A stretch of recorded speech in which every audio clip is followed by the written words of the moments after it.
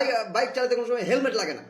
So helmet পরবো কি পরবো না এটা আমার মানে মানে আমি কি বলবো আর মানে আমার খুশি, ঠিক আছে, যে এটা আমার খুশি।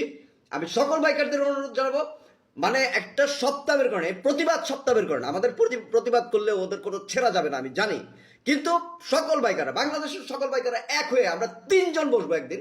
আমরা একদিন হেলমেট ছাড়া সবাই মিলে একটা প্ল্যান করেন, একটা ডেট ফিক্স করেন, কেউ না কেউ একটা লিড দেন। আমরা তিনজন মিলে সবাই মিলে সারা বাংলাদেশের সবাই একদিন মানে অবশ্যই সারা ঈদে চালাবো। যারা মামলা দেবে তাদেরকে একদম শক্ত হাতে প্রতিহত করবো।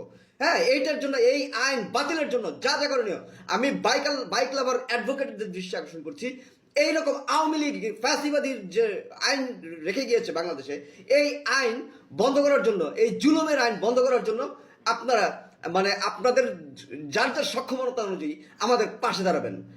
মানে এদিকে সিট বেল্ট পরা, হ্যাঁ আমার সেফটি, আমি যদি হেলমেট পরি আমার সেফটি। আমি যদি তিনজনে কোনো ইয়ে নেই, 5 বছর যার মেয়াদ আছে লাইসেন্সের, সে 3জন নিয়ে চালাতে পারবে, এই আইন করে দেন।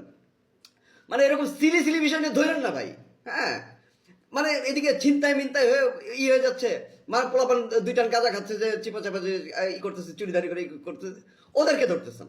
এদিকে ছিনতাই হচ্ছে, গাঁজা বিক্রি করতেছে যারা, মানে লটে লটে গাঁজা বিক্রি করতেছে, তারা দিব্যি বিক্রি করে যাচ্ছে। যারা ইয়াবা টিয়াবা যারা চোরাচালান করতেছে, যারা মেইন গোড়া, হ্যাঁ গাঁজা খাওয়া অপরাধ মানি, মদ খাওয়া অপরাধ মানি, কিন্তু মেইন গোড়াগুলো কই? মেইন গোড়াদেরকে তো ধরছেন না আপনারা। মেইন গোড়াগুলো তো আসছে কিভাবে? ঢাকা পর্যন্ত গাঁজা, মদ, গাঁজা, ইয়াবা এগুলো আসছে কিভাবে? আপনারা কেন সেগুলো, আপনারা যে খোর, গাঁজা খোর, মদ খোর, এদেরকে না ধরে আপনারা যে সেলার তাদেরকে কেন ধরছেন না? মানে শিকার নাকি আপনারা, মানে কেমনে কি অপারেট করতে হয়? হাল ছেড়ে দেন, হাল ছেড়ে দেন। হ্যাঁ, হাল ছেড়ে দেন। আপনারা চাইলে সম্ভব, কিন্তু আপনারা চাচ্ছেন না। হ্যাঁ, আপনারা টিকতে পারবেন না কিন্তু। হ্যাঁ, এত বড় ক্ষমতা যেহেতু টিকে নাই, আপনারা যারা এখনো টিকে আছেন, তারা যদি মনে করেন যে হ্যাঁ আমরা টিকে যাব, পারবেন না কিন্তু। এরকম ব্যাককেল আইন বাংলাদেশের বুকে মানে মানুষ আর বেশি দিন মেনে নিবে না, এটা মাথায় রেখেন। হ্যাঁ, সো এখনো সময় আছে। এরকম সিলিগুলা অপরাধ, আমি স্বীকার করছি, সিলিগুলো অপরাধ।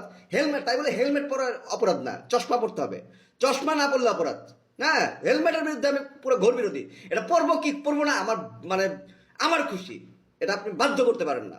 তো যাই হোক, আর বাকি যেগুলো, যে নেশা করা, এই সেই চিন্তা করা, এগুলো সবই অপরাধ। কিন্তু আমাদের তো আগে বড়গুলোকে, রাঘব বলকে ধরতে হবে, তাই না? তারপর চুনোপুটিরা একাই সোজা হয়ে যাবে।